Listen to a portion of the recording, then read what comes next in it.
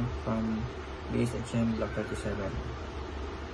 I will be introducing my reaction to an interesting video about Internet of Things devices like smart home assistant. It demonstrated how each devices rather and exchange information to enhance convenience of efficiency.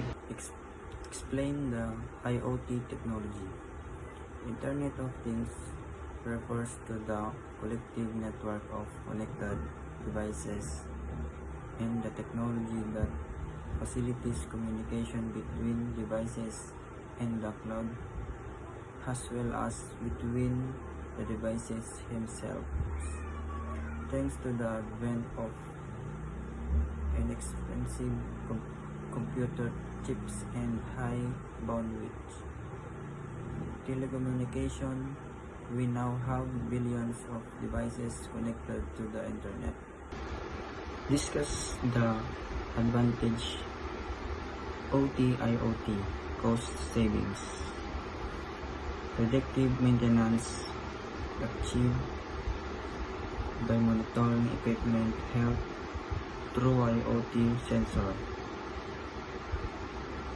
allows for proactive repairs, minimizing downtime and reducing maintenance costs. Data-driven insight. IoT generates large amount of data that can be analyzed to gain valuable insight into operations, customer behavior, and market trends, facilitating informed decision making. Real-time monitoring.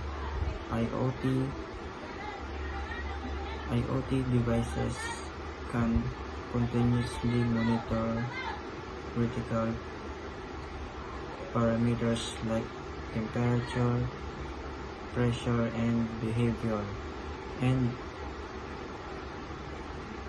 vibration, providing real-time updates and enabling immediate responses to potential issues. Disadvantage of IoT: privacy and security.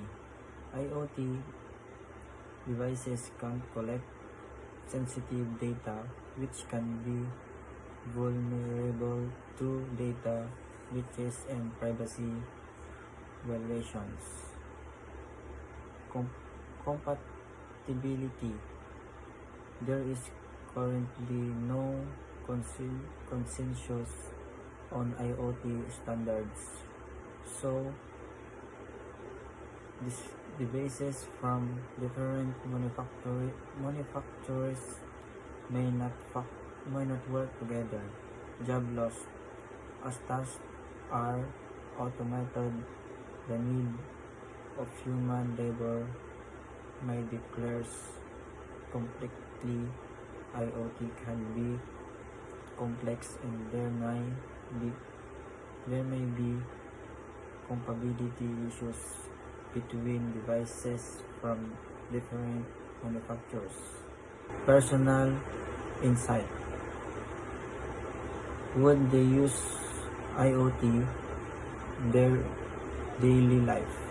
Yes, because the prevalence of IoT devices is various aspects of daily life, from person technology to home automation and even everyday transactions makes it clear that many people already prioritize IoT technology extensively without necessarily realizing the full extent of its interaction.